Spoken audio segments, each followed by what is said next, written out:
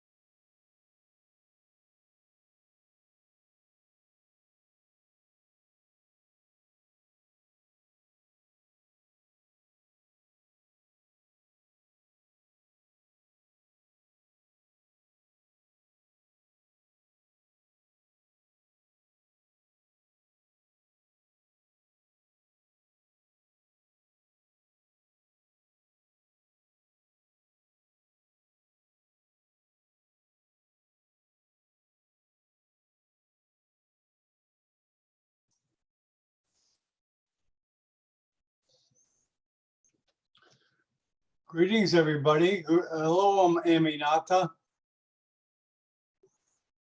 Hello, John. How you been? I've been okay. You've been away for a while. I had to complete a thesis I was working on. Oh, really? I re-emerged. A neurosurgery dissertation. No, not that one. This was an MSc I'm working on at University of Edinburgh in surgical sciences. Oh, okay. Very good. Very good. Okay. Manually ready? I'm not pinned, am I? Let me see here. Sometimes I pin my video and I shouldn't. No. No. Okay. All right. Manually ready? Yes, but first let me check, John, how I can share Screen my share? screen? My Yeah, screen? I haven't started recording yet, so we haven't started. So what do you need to, let's review. What do you need to review? So you can make you the magic stuff Oh, to the screen share? yeah. The magic stuff. That's good. That's good. Yeah, okay. What you do is you put share screen. You see at the bottom it says share screen. You see it says chat, participants, share screen.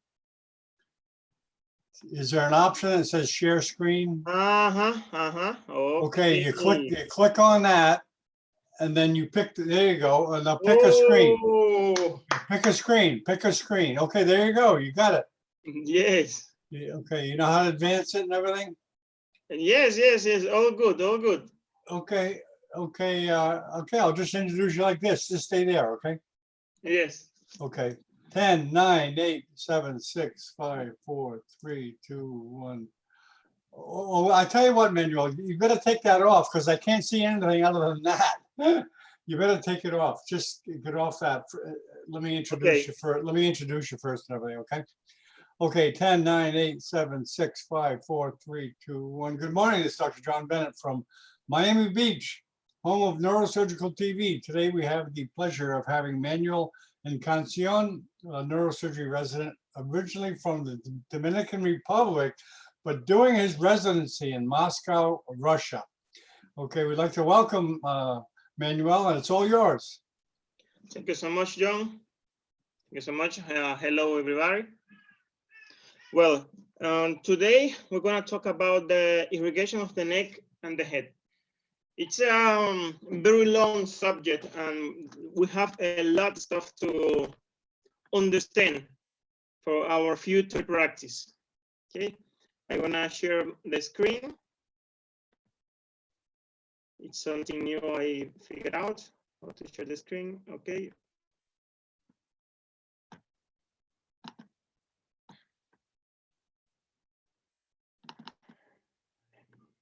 I am doing, John?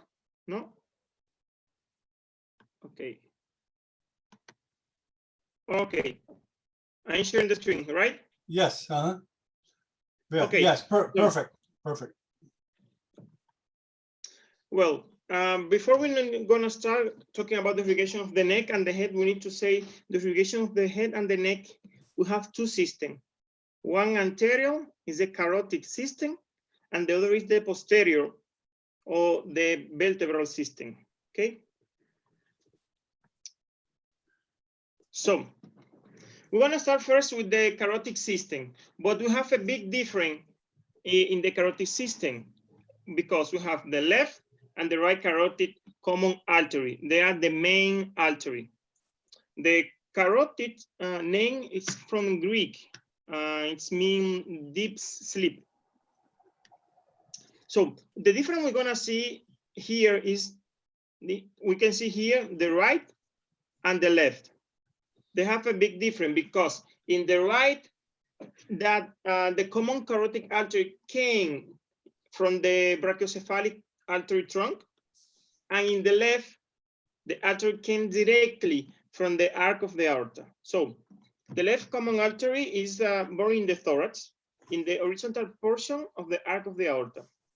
So it's going to present, before going to the neck, a short intrathoracic pathway. Excuse me, Manuel. I think we can make the screen bigger. Let's try to, okay. it can get rid of the top part. So let's experiment and try to make it bigger. Do you know what I mean? The bigger the screen? Yeah, you need to make it bigger. Try those options up at the upper left, and I'll edit all this out. Try a couple of those options because we need to get rid of that writing. We should have done this before. I'm sorry about that. So It's okay. Yeah, try that. Try that. Try a couple. Just try a couple of different things. I can't even read Russian. Try that. No, it's because I cannot put this is the Okay, do it like you did before. You did go back to what you just did. like here. Yeah, that's better. That's better. Okay. That's okay. good? Okay, that's acceptable, I guess. Okay, that's good, John. Yes. Okay. So, okay. The left common artery and the left common carotid artery gonna have a short thoracic trajectory. It's gonna have 3 centimeters, almost the same length of the brachiocephalic trunk. This is the brachiocephalic trunk, and this is the left common carotid artery. You can see this is the portion, the thoracic portion. Okay. You can see isolate here the arc of the aorta. First, brachiocephalic trunk, gonna give the branches, the common carotid and the subclavia, the right one, and here the left common carotid artery.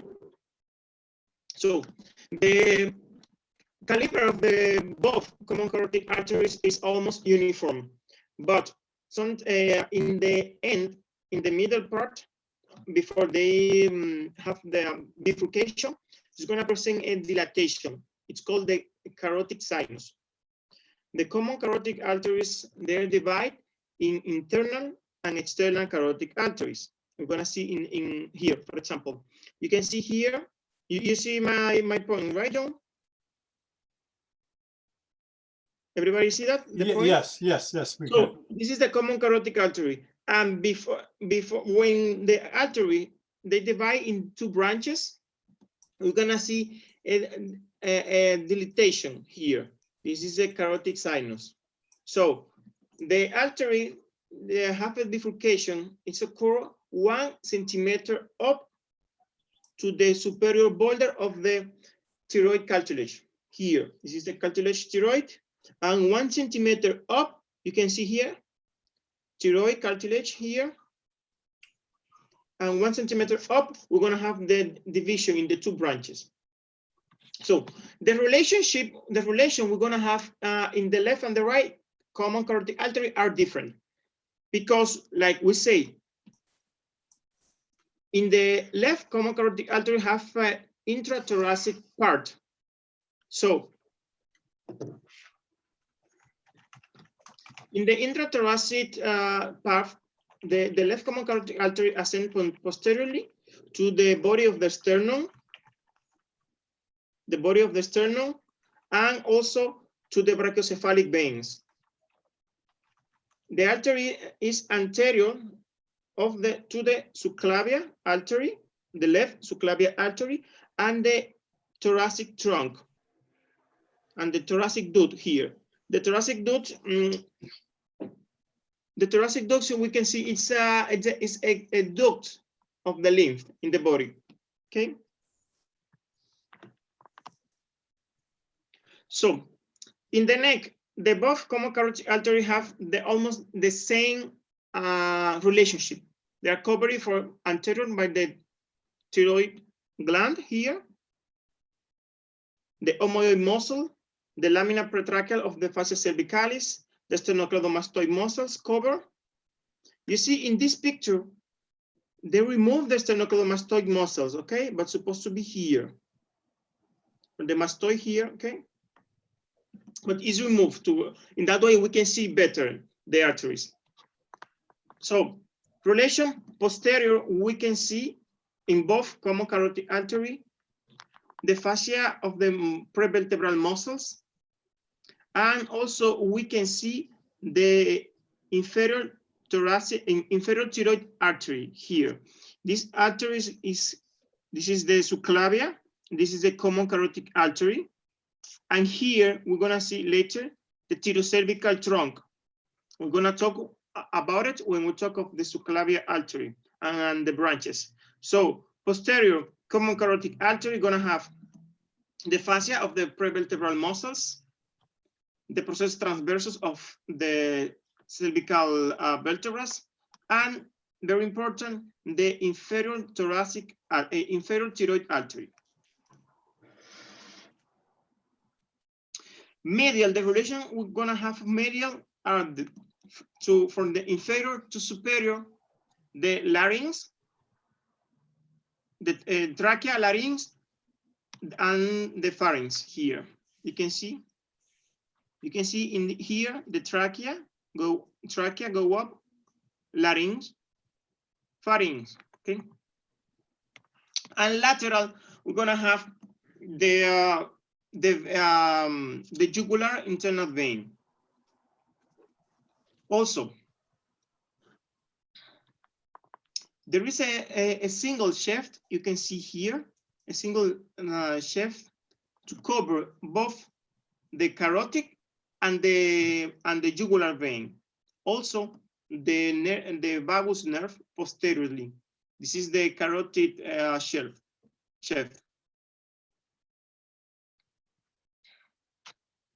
So, like we say, at the height of the carotid bifurcation, in the beginning of the two branches, so this is the carotid, this is the two branches.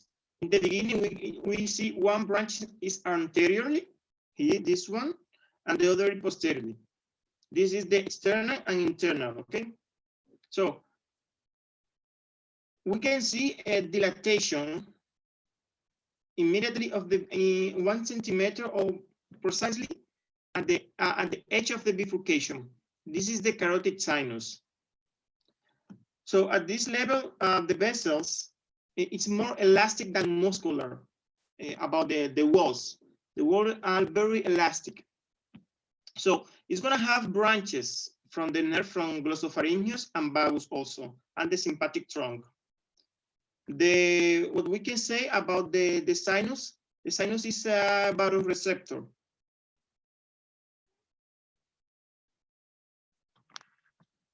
Also, we're gonna find a vestige of the embryology of the neuroectoderm here. This is the glomus carotid or corpuscle retrocarotid here. We're gonna have approximately 5 millimeters, okay, 5 millimeters of height, and 3 to 5 millimeters of length. This is the glomus carotid here. You can see the sinus, this is the sinus, and this is the glomus carotid. So we can call it also for the relationship we have corpuscle retrocarotid or retrocarotid glomus. It's composed of epithelial cells. This is the cells, you can see, epithelial cells, and a lot of capillaries. The carotid, the glom is very rich on branches from the glossopharyngeal nerve.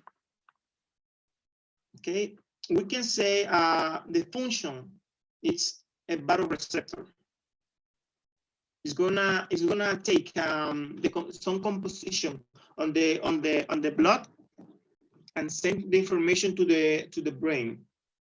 So we say sinus carotid is baroreceptor. Glomus carotid or retrocarotid corpuscle, it's a chemoreceptor. Also gonna have a function because it's a chemoreceptor in the respiratory rim.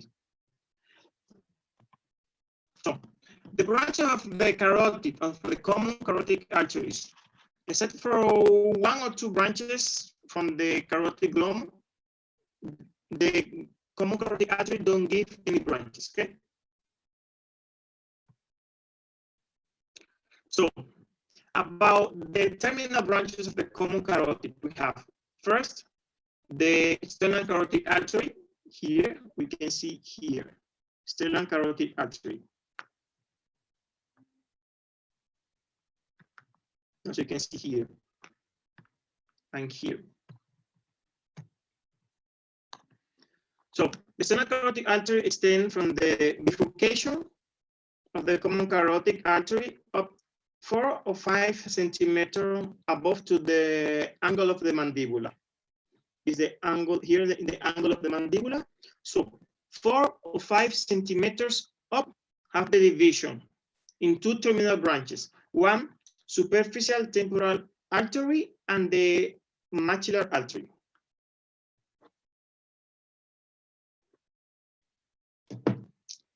The direction of the artery. From the beginning, the artery, as we see, it's have an anterior direction. You can see here, it's anterior and medial to the internal carotid artery. Then ascend a little lateral across the anterior face of the internal carotid artery. Okay. The relation the artery gonna have, it's in the cervical portion, we're gonna have the anteriorly the sternocleidomastoid muscles. Here, the sternocleidomastoid muscle. The hypoglossal nerve here, hypoglossal nerve, you can see here in yellow. The thyroidlinguofacial trunk, it's here. It's cut, but you can see here. I'm gonna show you in the picture. You can see here. This is it. The thyroidlinguofacial trunk. So the venous thyroidlinguofacial. Okay.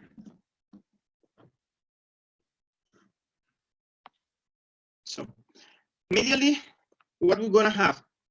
We can to the participant, they can talk. If, for example, we can make more interactive if they wanted. So medially, what they are actually gonna have? Medially, we have the pharynx. Okay, we can see the pharynx here. Okay. So in the cephalic portion, the artery, this is the cervical portion down there, and this is the cephalic portion. In the cephalic portion, the artery is infra and retroparotid. You can see the parotid gland here. So the artery lays very deep in the belly of the digastric and the styloid muscle.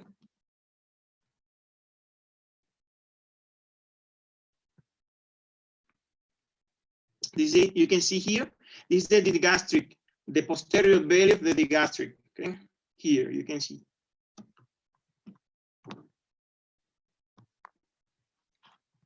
So the artery goes through the diaphragm of the styloid muscles. You remember from anatomy the diaphragm of the styloid muscle. So it's gonna be medially to the styloid muscle and lateral to the styloid ligament and the stylogloss muscle. Also the stylomandibular ligaments. We cannot see all these elements in these pictures, okay? So the digastric muscles and the other elements and ligaments of the diaphragm are medially. So then the artery go to the parotid. You can see here the parotid. To all the elements go through the parotid gland. The artery, the artery is the most deepest one, okay, of all of them.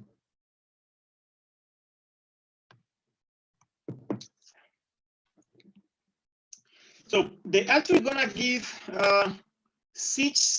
normally 6 collateral branches.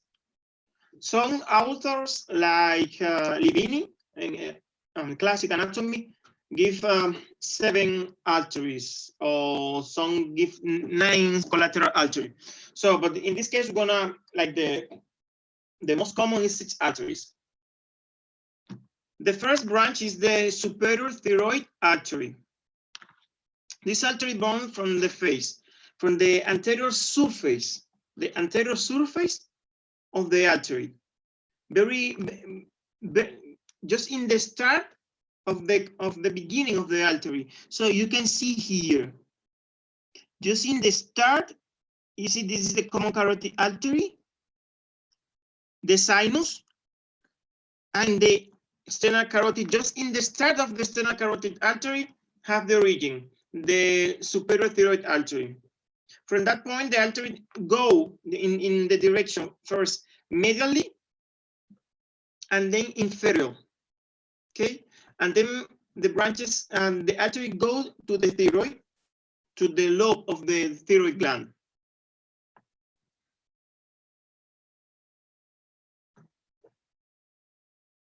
The artery gonna give collateral, gonna give the sternocleidomastoid muscle artery. This artery is going to from the anterior border of the sternocleidomastoid muscles. Okay. Also gonna give the superior laryngeal artery. You can see here, superior laryngeal artery. And in this picture, you can see here the superior laryngeal artery. And you can see here, number 2, superior laryngeal artery, number 2. The inferior laryngeal artery, we're gonna talk about more later, the irrigation of the larynx. So the terminal branches the artery gonna give is in the vertex of the lateral lobe of the thyroid gland, 3 branches, one anterior, another lateral, and another posterior. The branches, the anterior branches go medially from the right and to the left, and they join together.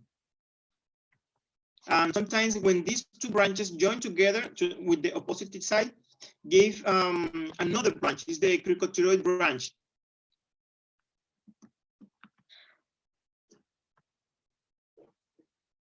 So later, we're gonna have the lingual artery. So just to remind again, I'm gonna make an open question. What artery we're gonna see? The first artery we're gonna see from the going through the external carotid artery, you can see here, and go inferiorly and medially. Everybody, anybody? Hey, step up, somebody. Okay, so it's the superior thyroid artery here. Okay, it's very easy to identify this artery, because if we know about the trajectory of the arteries from the lateral to medial, from the superior to inferior. So the other branches we're gonna have is the lingual artery. It's usually born in the medial surface of the artery external carotid, 1.5 or 2 centimeters up to the origin of the superior thyroid artery. So you can see here, it's 1 centimeters up. So if we take the rule, if we take this and you check it, is 1.5 or 2 centimeters up to this artery. In the beginning, this artery described a curve whose is in the lower concavity, is inferior is concavity. You see this curve is concavity here, and look forward to the major horn of the ioid bone. If this is the ioid bone is here, okay, and this is the major horn. So this concavity is looking toward there. So later, the trajectory of the artery is located in the middle constrictor muscle of the pharynx. Okay, you can see this the bottom we see here. The bottom is the middle constrictor of the pharynx. This here, this is the muscle. Okay. So later is directly above and go superior direction to the major horn of the ioid here, and become more deeply. You can see another curve of the artery, another curve of the artery. They have a concavity, anterior concavity. You can see here, anterior concavity. And now in this part, the artery is going superior to the horn of the ioid bone. So later, the artery go oblique in the anterior medial direction of the inferior longitudinal muscle of the tongue. This is the tongue here. We have a dissection of the tongue here. The branches of this artery, we're gonna have the supraioid branch. You can see here. It follows the ioid bone and anastomoid subsequently with the other side. The dorsal branch of the tongue.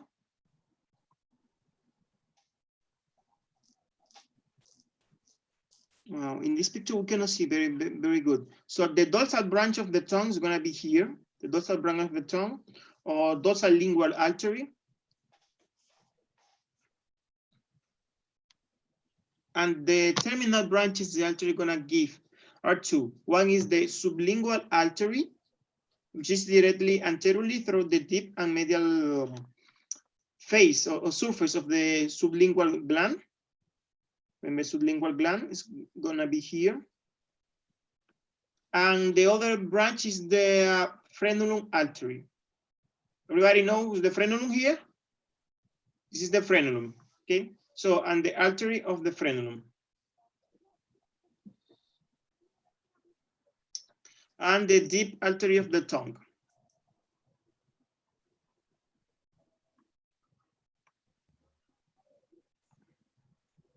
The other artery we're gonna see is, I don't know what is, okay, it's not there, the picture.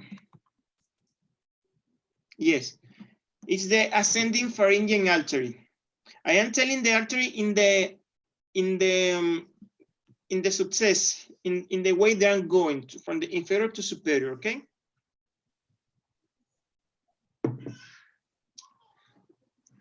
Okay, we have the ascending pharyngeal artery, also called meningopharyngeal artery, or pharyngomeningeal artery. This artery ascends from the, this is a smallest branch of the external carotid artery branches. You can see here. This artery is posteriorly. Remember, the first two arteries we talk are anteriorly, but this one are from the posterior surface of the artery. Okay. This artery is born almost at the same level of the lingual artery, ascend vertically over the wall of the pharynx and provide branches to the wall of the pharyngeal muscles and the prevertebral muscles. You can see here, we can see a look of the pharynx. This is a posterior look of the pharynx, okay? And this is the artery. The branches the artery gonna give is the middle branches for the pharynx, among which it's normally distinct a lower pharyngeal branch. We cannot see, this is the lower pharyngeal branch. And also branches from the dura mater, okay? From the dura mater on the posterior fossa. Vertebral muscles branches. Okay.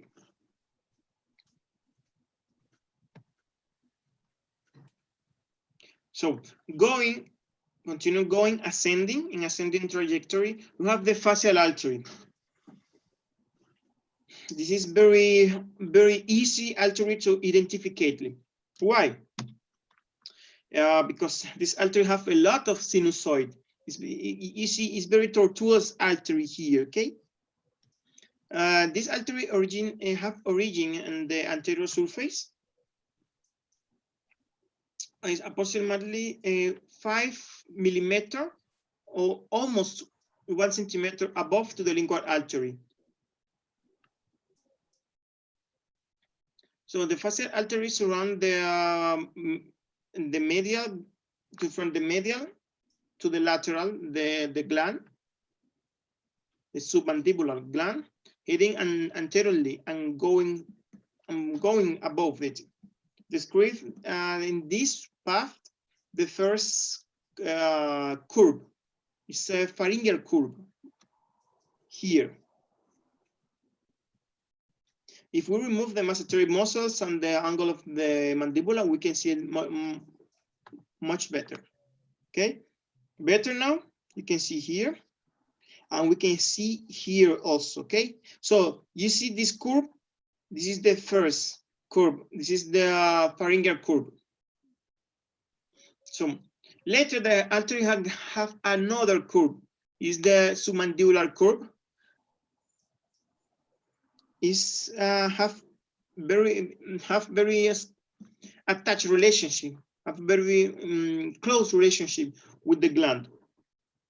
Later, the artery going and ascending, you can see here, and have the third curve of facial curve of the artery. So in the head forward to the commissura of the lips, you can see here the commissura of the lips.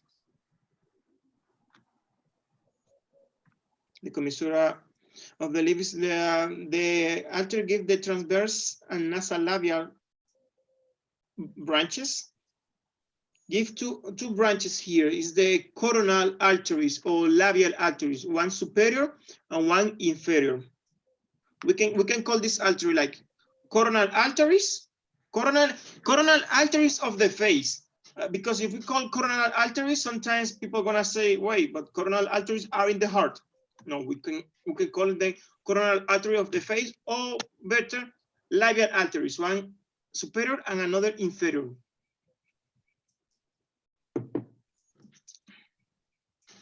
So in the nasolabial groove here, the artery ends. So the artery going superior, and in this groove here, the nasolabial groove, in the inner of the angle of the eye, the artery finished and anastomosis is make anastomosis with the terminal branch of the ophthalmic artery. Okay, is the artery of the nose.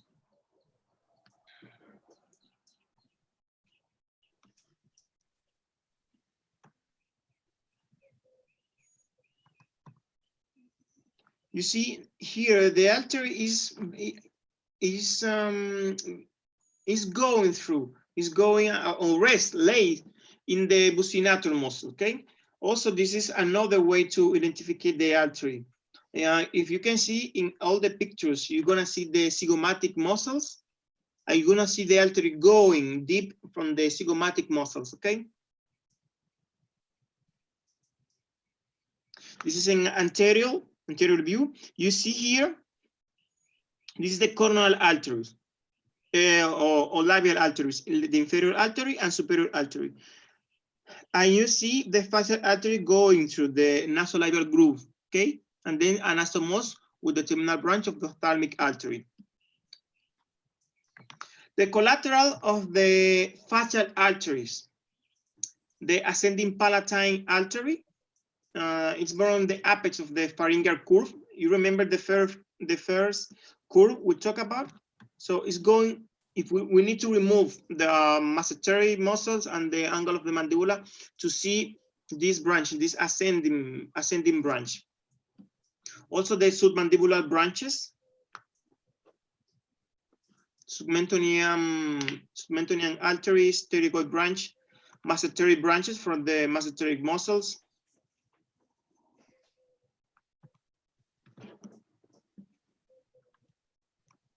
So the occipital artery is usually born from the posterior surface at the same level of the facial artery.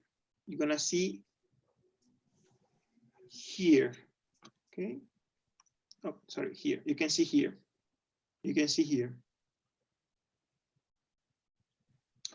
The artery is superior and posterior to the other posterior branch of the carotid external artery we talk about. You can see here this little teeny branch. Remember, pharyngomeningeal artery. Then we have the occipital artery here. Okay, the occipital artery going in the direction and slides in the muscle, occipital muscle here. Here you see the occipital muscles. And give the branches. The collateral branches of these arteries are branches for the sternocleidomastoid muscles, the stylomastoid artery, and also the meningeal artery, meningeal branch of the occipital artery. Whose this artery going to the skull or penetrating in the skull through the jugular foramen. You can see You guys here. want me to go ahead? Go ahead and share your screen in the meantime. See, You can see here occipital artery. okay, can you guys see my screen? Yes. Okay, so I'm just gonna go ahead in the meantime. All right. We have So- here Good- the Good posterior. morning, good evening, and good night to everyone around the globe. I really would like to thank Salman and his great team for organizing these talks. I was requested in order to deliver a talk on basic principles of endoscopy and how to stay out of trouble. Yes, yes. Okay, wake up, everybody. Please, a volunteer. I don't want to have to dig into my old anatomy. Tell me please if I am talking very fast. You can tell me I can go slowly or go back. Everybody. Whatever you think. It's okay at the moment. Okay. Okay. So we have here the posterior auricular artery. You can see here. This artery originates on the posterior surface of the sternal carotid artery, above to the occipital Best artery. choice is to have the camera, which is quite heavy, away from your hand, and position in such a way that the fulcrum that the camera will perform because of gravity. will What? make the endoscope, Go ahead, speak up, please. and it should not have drift during the procedure. So I guess, hello, is someone trying to talk? Okay, we'll just continue on, I guess. Okay. So these arteries may be covered by the parotid gland in all this enter on the whole path. You can see here. So the branches of this artery are the occipital and coelomastoid arteries to the region here. This region, and the terminal branches are the triangle or various angles will keep that. There's the fiber optic. I don't have a picture here. So, okay, the terminal branches is one anterior and one posterior. All these branches are in the posterior auricular artery and the mastoid artery also. Okay? Flexible endoscopes which have a chip. So, like I said, sometimes some authors say the external carotid artery has 7 branches. So the number 7 branches are parotid arteries. But normally all the authors say there are only 6 branches, 3 anterior and 3 posterior. So the terminal branches of the carotid artery are 2. One is the external carotid, you see the external carotid artery. One is the superficial temporal artery, and the other is the maxillary internal artery. The superficial temporal artery, you can see here, this is the branch of bifurcation laterally. This artery is very important for the neurosurgery, for all neurosurgeons. Why? Everybody knows, because if these arteries go here anterior to the tragus, okay? So from this origin, the arteries go directly superiorly and laterally. In the beginning, in the thickness of the parotid gland. So remember, we remove the parotid here. So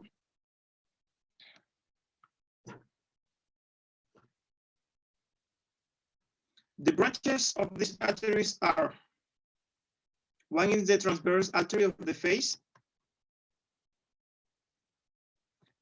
I'm gonna see One is the transverse artery of the face, other is the zygomatic orbitary artery, and the middle temporal artery here.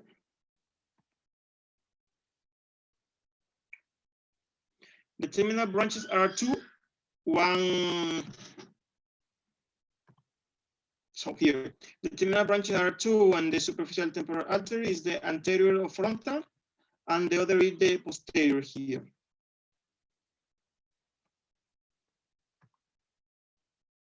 You can see here also the artery, the branch, the anterior terminal branch, anterior, and the posterior one.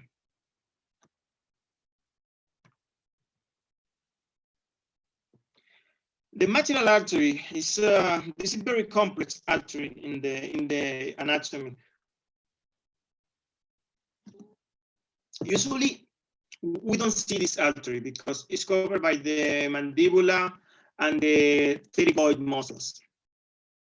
So this is the branch, this is the middle branch of bifurcation of the external carotid artery. You can see here, this is the lateral branch, or the temporal superficial artery, and this is the middle branch. So this artery in the beginning of the trajectory going to upper, to the superior and anterior, and going to the infratemporal fossa there, and pass through the juvara retrocondyle buttonhole. This buttonhole is between the mandibula and the sphenomandibular ligament. This becomes an orifice, a foramen. If I have a mandibula here, I can show you very well. Okay, I don't have a mandibula. So between the neck of the mandibula and this sphenomandibular ligament, this is the juvara retrocondyle buttonhole. In this area, the artery is inferior to the vein, and at the same time, it's the vein is inferior to the auriculotemporal nerve. In these first parts of the trajectory, the artery is medial to the condyle of the mandible. Okay.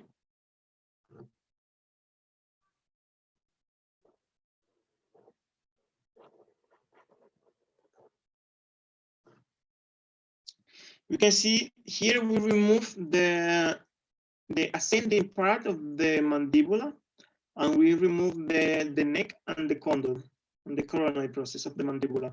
And now we are seeing all the parts of the maxillary artery. The parts of the maxillary artery depend on the authors. Some authors says is 4 branches. Also, another one say is three groups of branches. But this depends. These branches depend in the relationship of the carotid of the maxillary artery and the pterygoid muscles. So the branches who burn immediately to the pterygoid muscles, this is one group. The one who burn inferior to these muscles, this is another group. This is the second group. The branches to go laterally is the third group. And the one who originate in the background, this is another group. So there are 4 groups of the collateral branches. So the first group is an exception of the anterior tympanic artery. This collateral burn at the level of the neck of the mandibula. All these arteries of this group originate in the maxillary artery in general, anteriorly to the neck of the mandibula. So we have first the temporal artery. We have first the anterior tympanic artery here. You can see here. So remember, this is the only branch who born before of the relationship of the pterygoid muscles. The anterior tympanic artery, you can see here, is directly superior and posteriorly to the penetrate through the petrotympanic fissure. You remember when we spoke about the temporal bone in the petrotympanic fissure? This artery gives the branches here. You can see the petrotympanic fissure, and this is the artery. The second group, this is the very, very important artery for us. Anybody can tell me why this artery is so important? All the arteries are important, but why this is very important for us? The middle meningeal artery. Yes, yes. Okay, anyone volunteer why it's important, the middle meningeal artery? It is involved in the origin of the pituitary hematoma, most of the trauma cases. Yes, exactly. So this is a very big artery, very big in relation of the other arteries, of the other branches of the material artery. Is very big. Can see here. This artery ascends vertically and medially to the lateral pterygoid muscles and go lateral to the auriculotemporal nerve, go to the skull. Everybody remember from which foramina this arteries penetrate in the skull, right? Here. This is an inferior view because the artery go from inferior to superior, and this is the view. All neurosurgeons almost we get a relationship with this view. Remember this one here? Anybody? Okay, for the foramen espinoso, you see here, foramen espinoso here. Okay. So the artery and its terminal branches from through the cranial wall, you can see here, and making a lot of groove. You see this groove? And have the name of the leaf rib. I have a picture. This is a leaf rib, you see?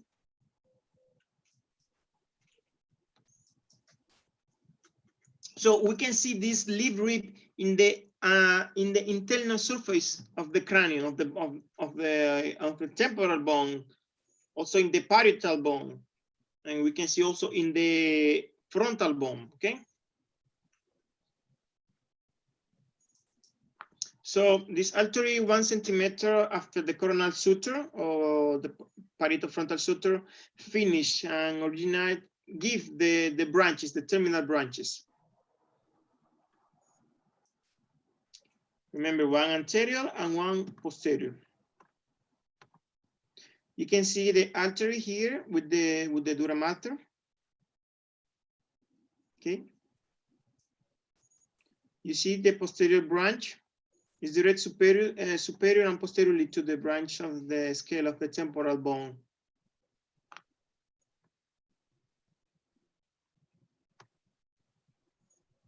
So the accessory meningeal branch, you can see here, accessory meningeal branch. This branch ascends vertically and penetrates the skull through the oval foramen and irrigate the ganglion trigeminal dura mater around.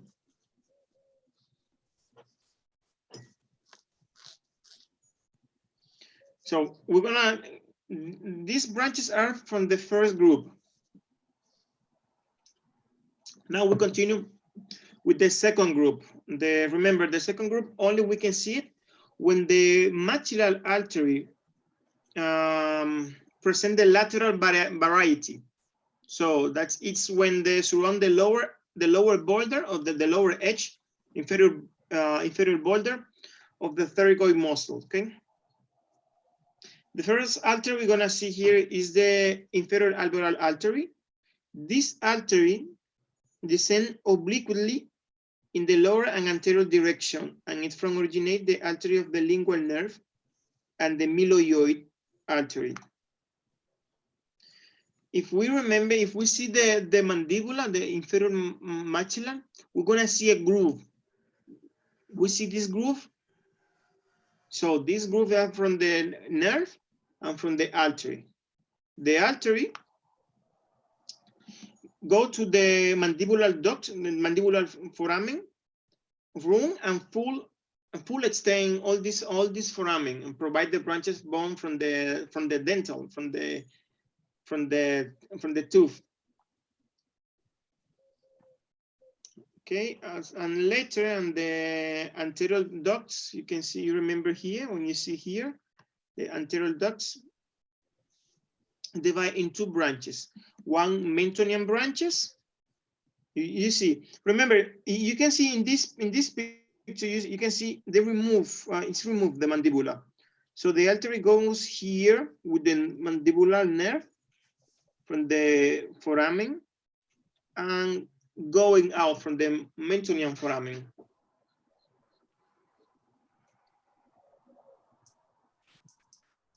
We have the mesenteric artery. It's directly laterally to the mandibular notch.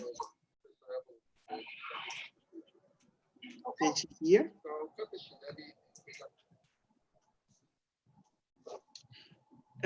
This is the deep posterior temporal artery. You see here. This artery boring the trunk with the unpresented, rises laterally and going to the back of the temporal muscles. So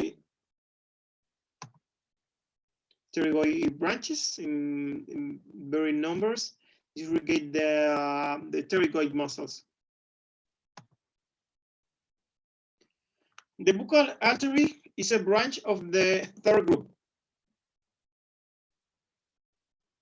Remember, this group born immediately in the proximity of the tuberosity of the maxilla superior.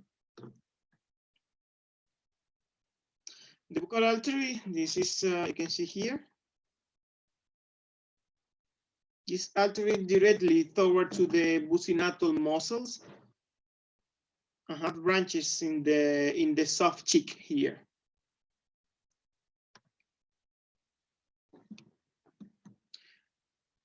The anterior deep temporal artery. Okay, you can see here.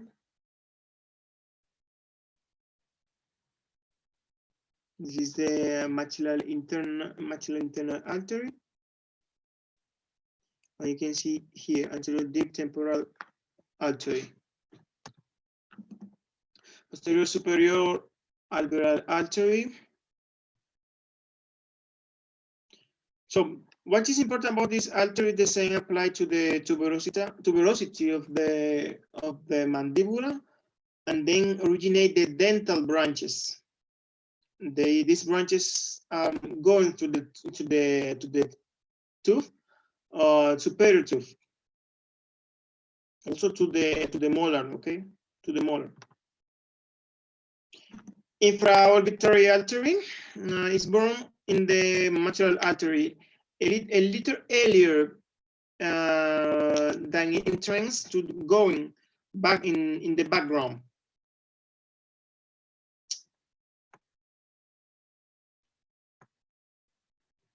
So you can see the artery irrigate the infraorbitary region and is going also with the infraorbitary nerve. You can see here the infraorbitary artery. You can see it. The fourth group, this artery going in the background of the infratemporal fossa. The first is the descending palatine artery.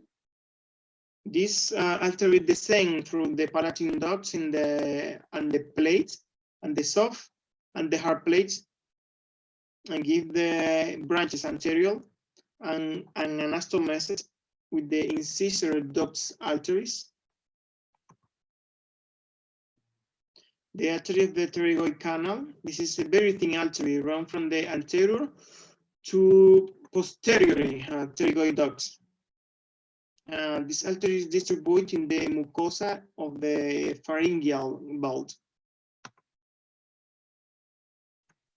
pterygopalatine artery, sphenopalatine artery.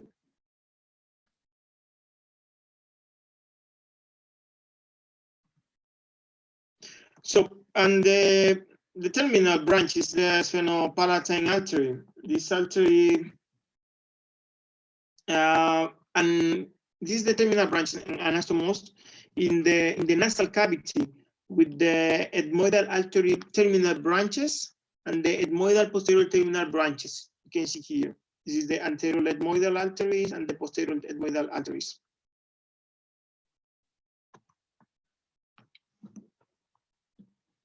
So we're gonna continue with the internal carotid artery. So until now, everybody understood? It's just anatomy.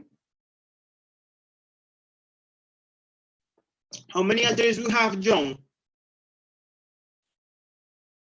I'm sorry, how many, what days?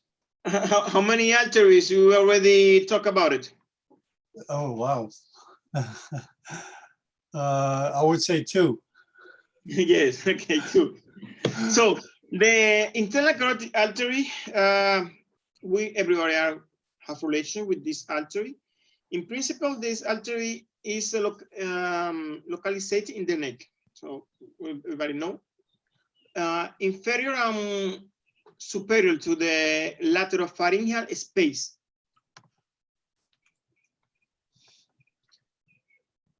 Inferior lateral to the lateropharyngeal space, and then the artery go up and going through the skull, going to the pass, going through the cavernosus sinus, and give the branches. About the direction of this artery have a trajectory of after a vertical path of 1 or 2 centimeters. You can see this is the artery here. After 1 or 2 centimeters, the internal carotid artery go higher immediately, and then go into the, that's in with the relationship of the carotid external artery. Then go into the lateropharyngeal space and head first vertically up on the level of the lateral mass of the atlas. Then the artery run through the carotid ducts, then the cavernous sinus. Remember, in this part, this is the route Eckhart Moniz described the artery. For that, this artery make a siphon, carotid siphon. When going to the bone in the carotid canal, in the temporal bone, make one siphon.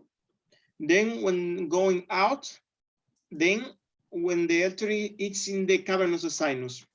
This is the lateral view, and we can see the second siphon, third, fourth siphon.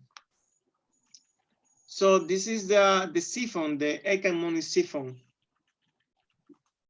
When the artery is in the bony ducts of the temporal bone, the artery lose the muscles layer, okay, and it's very look like of a vein.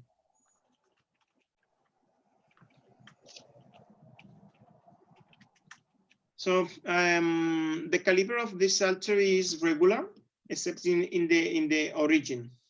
We already talked about that, of the carotid bulb, of the carotid sinus. In the relationship of the arteries in the base of the skull, the artery is localized first laterally to the external carotid artery, and then going medially.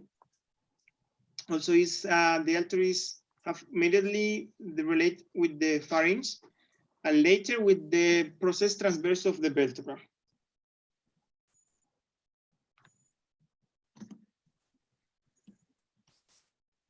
So later the artery have a relationship with the jugular vein, and the sympathetic trunk. All of this is in the lateropharyngeal space. In the carotid ducts, we cannot see here. In the carotid ducts, the artery is surrounded by a venous plexus and the sympathetic plexus.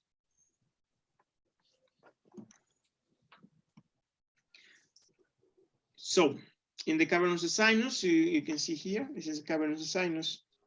The artery is in contact with the lateral wall, posteriorly, and medial with the medial wall.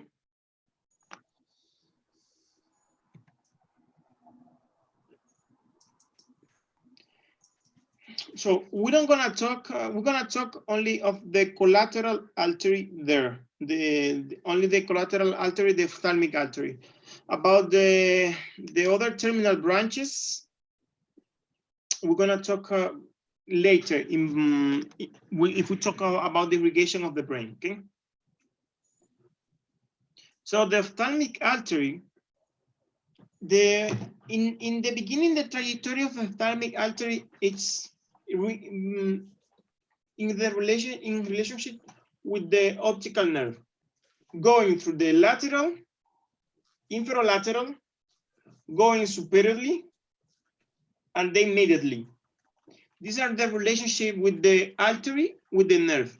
So in this relation, attending to this relationship, I'm gonna have the group, okay?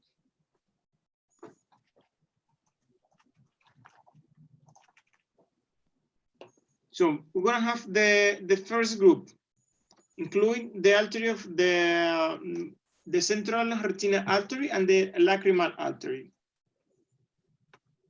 Remember, this group is the artery who bond inferolaterally to the optical nerve. The central artery of the retina, you can see here, is very thin and penetrate to the optic nerve 1 centimeter later to the or posteriorly to the eyeball. The lacrimal artery go directly antero and laterally and reach the lacrimal gland, follow the upper, you can see here, the upper edge of the lateral rectus muscles. If you want to identify this artery, simple. An artery going to the lacrimal glandula, you can gonna say it's simple. It's the lacrimal artery. Remember, going in the superior edge of the lateral rectus muscles. So in the second group is belong the supraorbital artery, the ciliary artery, long posterior artery, and the muscular arteries. The supraorbital artery runs from the going to posterior to anterior between the superior wall of the orbit and the superior eyelid of the lift muscles. You can see here. Important. This artery going emerge from the supraorbitary notch of the frontal bone. Okay.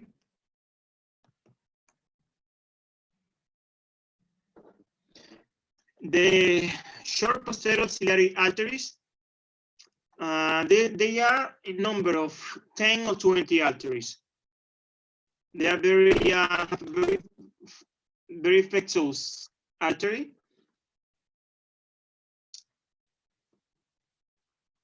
You can see here. Posterior ciliary artery. And the long posterior here, and you see the short posterior ciliary arteries. All these little branch you can see are the short posterior ciliary arteries. Long posterior ciliary artery, you can see here, number of 2. Can be one lateral and one immediately.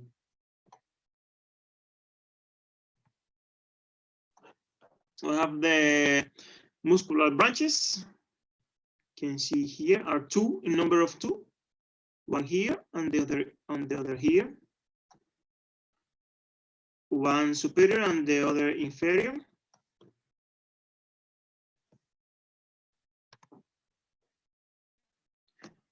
The ethmoidal arteries, you can see here. Remember, the ethmoidal arteries are two, one anterior and one posterior. You can see here. It's very when we see the skull base, we can see the anterior and posterior foramina, anterior ethmoidal foramina and posterior also. So this branch is going from the orbit, from the lateral to medial, and then superiorly and inferiorly. Why? Because these arteries, when they reach the ethmoidal canal, they give the two branches, one superior to meninge, to the meningeal arteries, and another inferior to the nasal cavity. Both arteries do the same.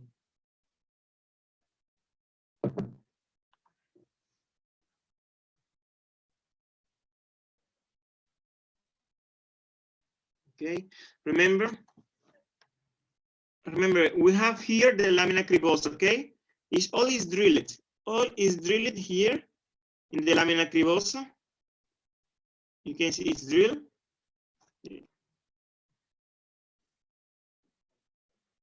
The palpebral artery in number of two, one superior and another inferior. So this artery directly from medial to lateral.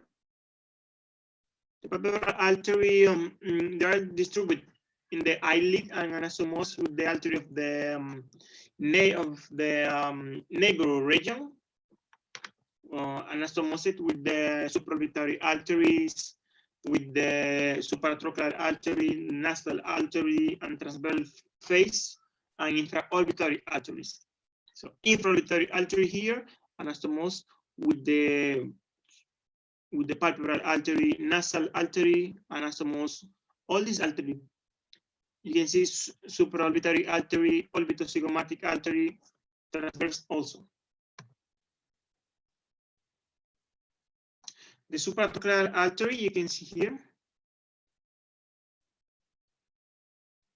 originate from the ophthalmic artery at the above to the trochlea, and superior to the superior oblique muscle. The terminal branch is the dorsal artery of the nose, or external nasal artery. It's continuing with it's like the continuity of the ophthalmic artery. You remember when we talk about DCC, this is the facial artery going from the nasal labial groove, and then anastomose with the ophthalmic, with the terminal branch of the ophthalmic artery. Okay, now we're going to talk about the subclavian artery. The subclavian artery, they have different relationship because they have a different origin, the left and in the right.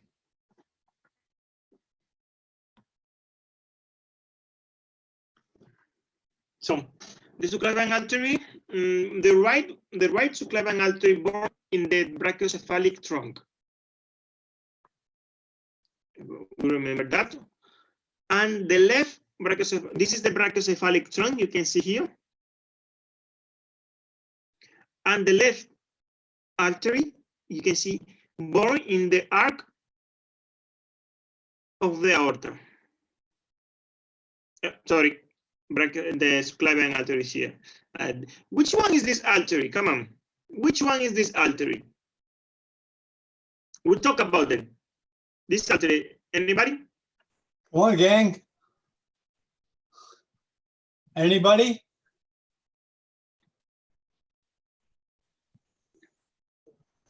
Okay, this is the carotid artery, the left common carotid artery, okay? Okay. So the right subclavian artery is almost outside of the thorax. Remember, the brachiocephalic is terminal branch of the brachiocephalic trunk. And the left one have the intrathoracic segment. You can see the left one here. So the left subclavian artery is biggest, is longest, is than the right one. Have like a 3 centimeter almost, more long than the right one. The direction of the subclavian artery is in the sideway, and slightly anterior. Describe one of the curve in the lower concavity. You can see this lower concavity. Both of the artery make this a lower concavity. You can see here. And where this artery end? So the subclavian artery, we know already the origin. So in the right one, the brachiocephalic trunk, and in the left one is the arc of the aorta, and they finish in the anterior border of the first attach of the serratus, of the anterior serratus muscles. Okay. So after that, we call it with another name. We remember the axillary artery.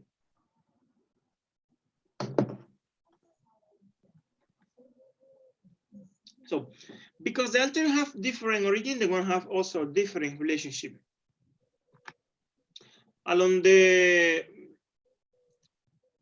in the thoracic part of the left common carotid, in the left subclavian artery, going to have relation with the anteriorly with the common carotid artery, the left one, the thoracic trunk. Also, laterally, middle going to have relation with the esophagus and with the trachea.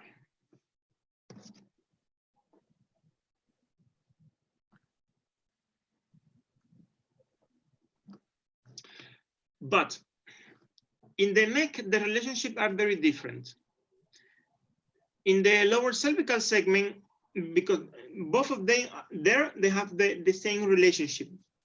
In the lower cervical segment, the medial end of the subclavian artery, in the left one is 4 centimeters posteriorly to the clavicular bone. Okay.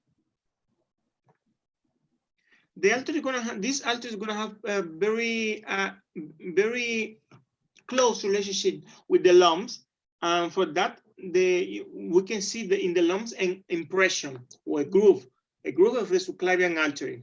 Also, the artery have a relationship with the recurrent laryngeal nerve, with the valgus, and with the phrenic nerve. Okay, we can say this artery have 3 segments. One segment is pre-scalenic because it's in relation between before the scalenic muscles, anterior and medial scalenic muscles, because this artery gonna be protected by these two muscles in the interscalenic part. You can see here the interscalenic part, and later have the post-scalenic part. So we're gonna have 3 parts. Attending to that, we can say the artery gonna have 3 groups of branches. Okay. So we can say in the all the thoracic relations are pre-scalenic. Okay, but in the interscalenic portion, the subclavian artery pass through the space between the anterior and medial scalenic muscle and rests in a groove of the first rib.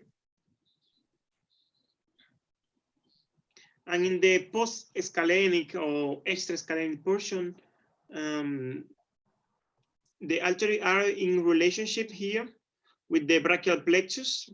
It's posteriorly. We need to remove to see it with the brachial plexus posteriorly. The branches of the arteries. The first branch we're going to see is the vertebral artery. This artery born in the upper side of the subclavian artery, near to the origin of the trunk. You can see here. Well, we're gonna have another picture to see better. So this artery ascending for the transverse process of the artery, going to the foramina, this foramina, to the first 6 cervical vertebra. You can see here, knowing the 7, going to from the 5th to the first one. So in the beginning, these arteries ascend almost vertically. You can see here. In the process transversal, in the foramina here, the artery are in relation with the vein and with the nerve. Okay.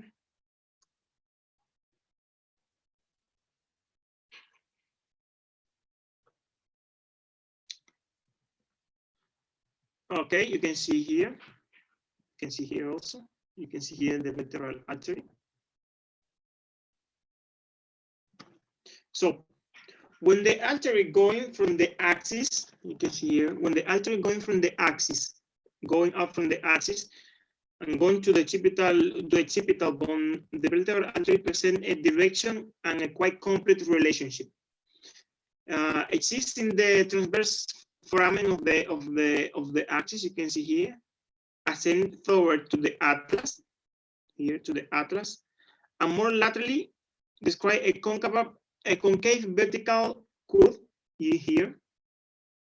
If we can see in here, also you can see here, anterior curve, anterior concave curve here. From the transverse process of the atlas to the foramen magnum here, the artery describe another curve, a second horizontal curve here. Let's see. So presenting horizontal curve, the anterior concavity. So it's two curves, one like this anteriorly concave, and the other like this. Okay. So then the artery passes through the posterior atlanto-occipital membrane, below the first cervical nerve. Here, yes, you can see here. This is before going to the foramen magnum. The first curve you can see here, there, and this is the second curve.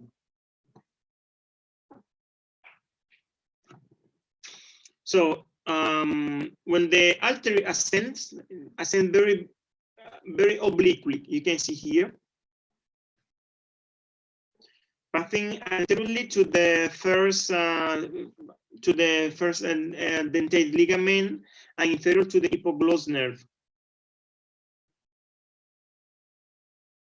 You remember this artery anastomose together become vertebral artery. So the basilar trunk, if the protein branches, arteries, but these arteries we're gonna talk about them when we talk about the irrigation of the brain.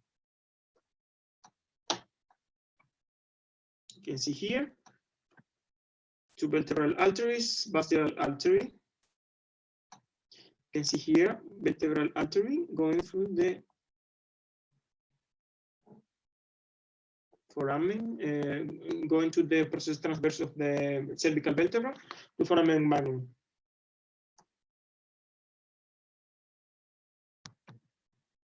So the thoracic artery, the internal thoracic artery or internal mammalia artery, mammillary artery. This artery born from the inferior surface, inferior or lower surface of the subclavian artery, is a little laterally to the vertebral artery. This artery descends going to the posteriorly to the sternocostal plastron up to the sixth intercostal space. And in this part, divide in the branches. The branches of this artery it's very simple, because we can say it's 4 branches: anterior, posterior, lateral, and medially. And we can say the anterior branches go into the intercostal space and the plastron, sternocostal plastron. The posterior branches go to the thymus, to the pericardium. The lateral branches go to the intercostal space and anastomose with the to the intercostal arteries also. And medial arteries these arteries going with the phrenic nerve, okay, and become the pericardiophrentic nerve, pericardiophrentic arteries. These arteries finish with finish in the abdomen, in the abdomen cavity, and anastomose with the superior epigastric arteries, making anastomose in the chest of the rectus, okay.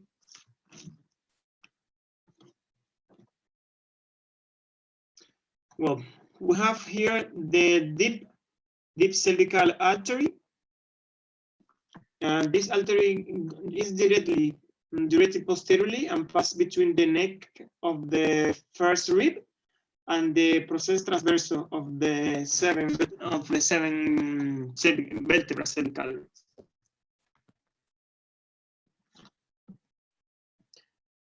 Remember, we know this is the vertebral artery going with the foramen of the process transversus, but the deep cervical artery going posteriorly to this process transversus. No, inside, go posteriorly. So we have here the thyrocervical trunk. The thyrocervical trunk you can see here, okay? This is the thyrocervical trunk. The cervical trunk gonna give 2 branches. One is the ascending cervical artery. So this artery ascends to the muscles or of the neck and give spinal branches also. And the other artery is the inferior thyroid artery. You can see here. You remember when we talk about the irrigation of the thyroid gland? So the irrigation of the thyroid gland are from these 2 arteries: the superior branch of the sternal carotid artery, and the inferior thyroid artery is a gland of the subclavian artery. This is the most medial.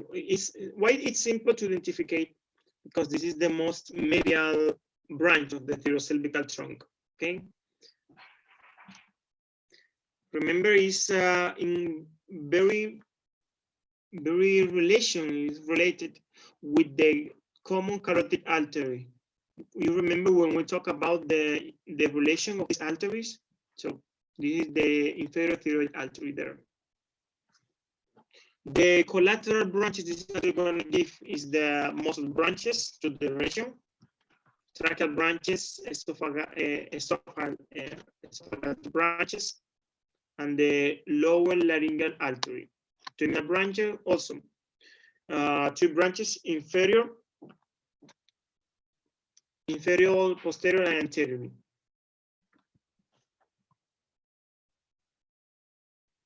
So here, the artery can give these three, the subclavian can give these three arteries separately, or can give this artery in one trunk. They are the dorsal scapular artery, or descending artery to the scapula. You can see here, this artery born in the interscalene portion. Go posteriorly, inferior and posteriorly. We have here, okay, we have dorsal scapular artery. Then we have the cervical transverse artery, or transverse of the neck. These arteries go past through to the scalene muscles and the omohyoid muscles, and suprascapular artery here. This artery can go inferiorly to the superior transverse ligament of the scapula and go to the supraspinous fossa and the supraspinous fossa muscles. This is the supreme intercostal artery. This artery originates in the sometimes in the suprascapular artery. This artery is gonna give the first branches of the first, the second, and the third intercostal space. You can see here the first, the second, and the third branches of the intercostal space, and anastomose with the lateral branches of the internal thoracic artery. So with that, we end. Remember, the anatomy is not the science of discovering, it's the science of recognizing what we know already. Question? Okay, very good questions. The panel, let me get you off the screen share there, Manuel. I'll do it myself. There we go. Yeah, there's, I don't have to reiterate, and that neuroanatomy is so darn important for, I didn't realize it before I started working with neurosurgeons, how vitally important it is, not only to learn it, but to keep up with it. And even the older neurosurgeons I see, they still study neuroanatomy, which is amazing to me. Anyways, any comments or questions from the panelists?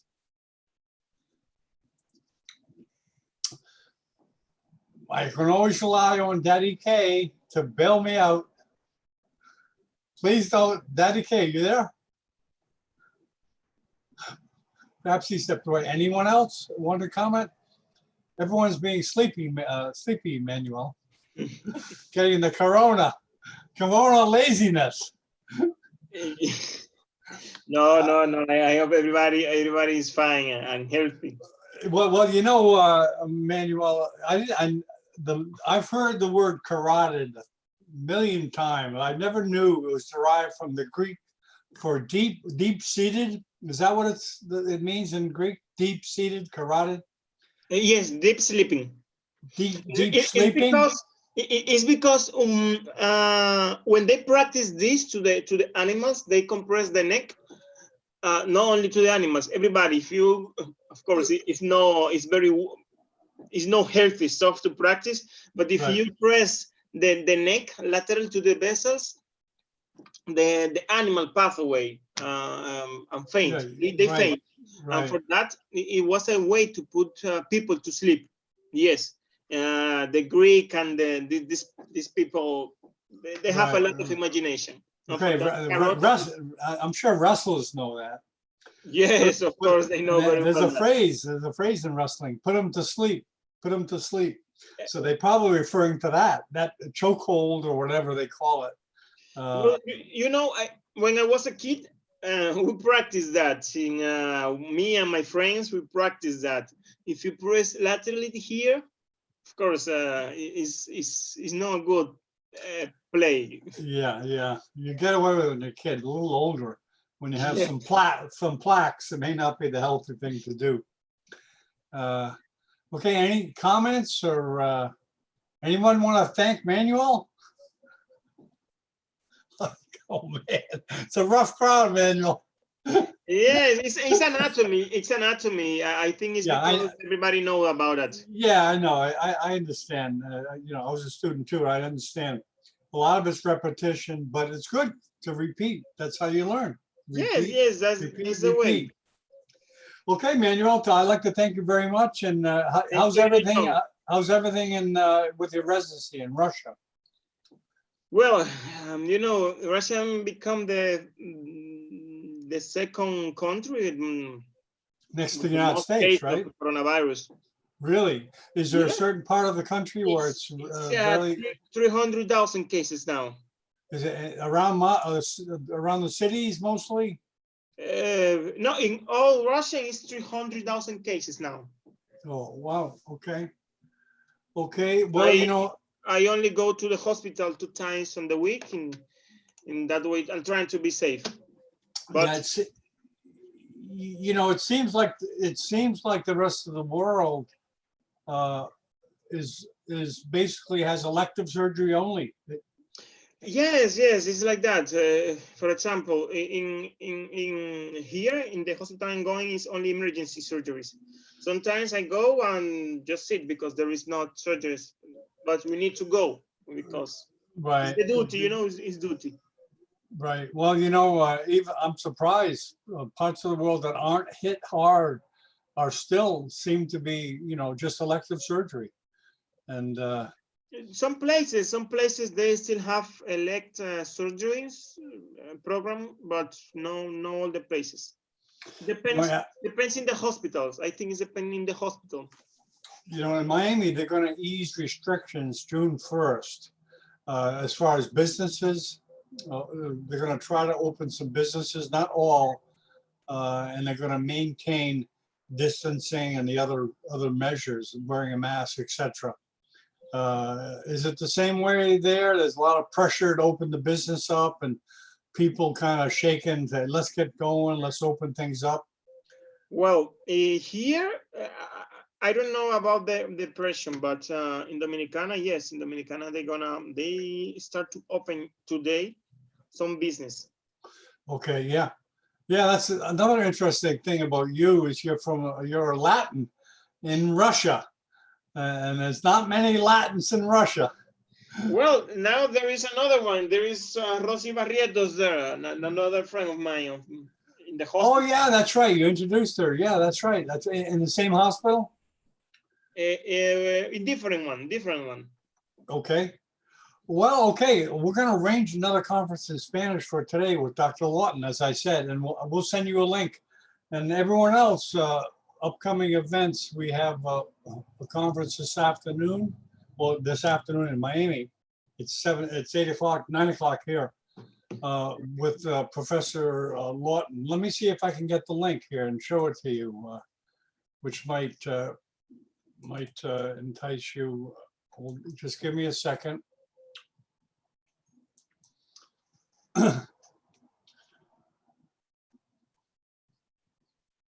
Okay, well, actually, let me share the screen here, and you can actually, people can go to this now. It's going on now on Neurosurgical TV. If we jump over there now, Ramesh Nair is talking about surgical principles of meningioma excision. Wow, yes. Okay, so let me put the information about the links and stuff, how to get there. Give me a second. Well, okay, John, thank you so much. Okay, yeah, let me just post this first, Manuel, and then you can duck out. I want to put the link up here for the panel for everyone here to go to if they want to.